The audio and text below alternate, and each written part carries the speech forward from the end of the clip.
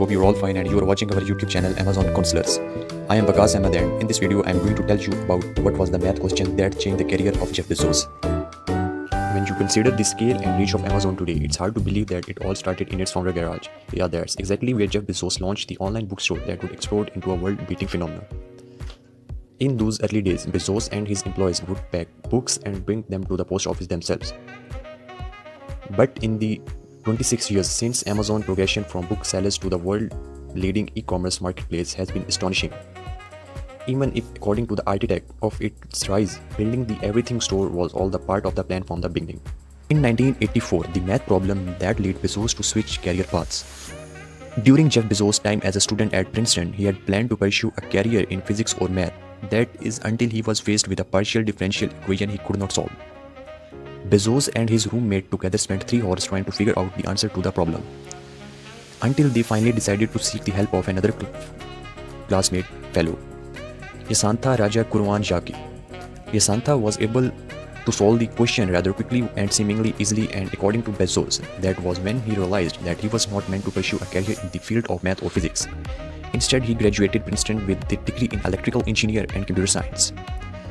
Bezos believed that in most occupations, if you are in the 90%, you are going to contribute something in your field. However, in theoretical physics, you have to be one of the top 50 in the world or you are not nothing as much.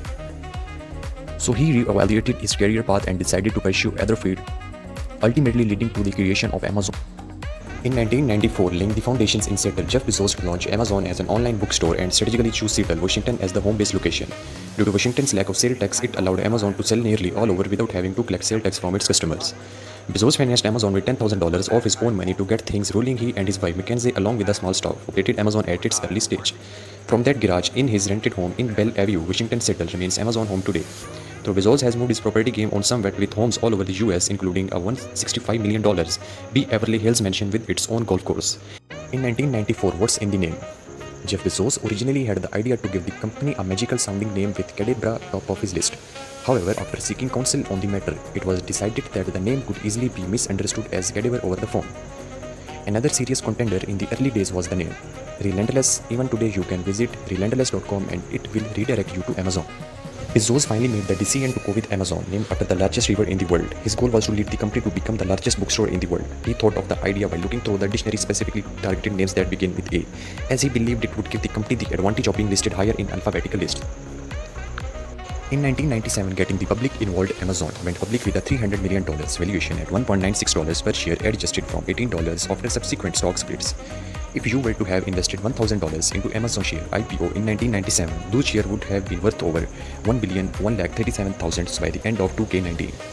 With Amazon's rising success, the company quickly became a target of some of its larger competitors, drawing lawsuits from both brands and Noble and Walmart shortly after going public.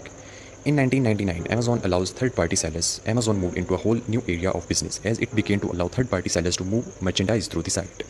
Originally, this was pitched as an idea to aid consumers in finding rare and unusual products and specifically items, but as we all know, it turned into so much more than just that. Within the first 4 months of third-party sellings, over 250,000 customers had bought something through a third party on Amazon. In 2005, priming the ingenious loyalty program, during an earnings call in 2005, Jeff Bezos announced a customer loyalty program that offered free 2-day shipping on any order. Along with other perks and benefits for only $79 per share, Prime has proved to be a massive success. It now has more than 112 million members across the globe. With the beginning of Amazon Prime came the great rise of customer appreciation and loyalty toward the company. Even from the early days of Amazon, Bezos set his sights on customer obsession and ultimate customer satisfaction, and Prime cemented that idea into reality. Simply put, the convenience and accessibility to goods that Prime offers, not to mention other benefits including TV and music, is the ultimate expression of Amazon's quest to deliver absolute satisfaction to its customers. In 2019, the average Amazon Prime member in the US spent $1,400 on Amazon. 2015, raising the bar. Amazon had been developing the Echo and Alexa capabilities since 2011 and finally began selling the devices in June 2015. The idea of an in-home virtual assistant was novel and exciting for many, but few realized just how big it would become in such a short time.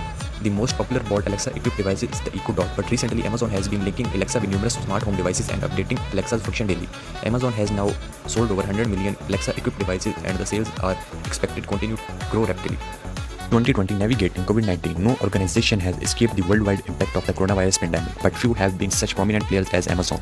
With Bezos stepping back into day-to-day running of the company, Amazon has faced criticism for not protecting workers, being at the forefront of a mass consumer pivot to e-commerce, and depending on who you ask is either losing or benefiting considerably from global lockdown. However you look at it, it seems likely that COVID-19 and its lasting effect will shape Amazon more than any other events in its history.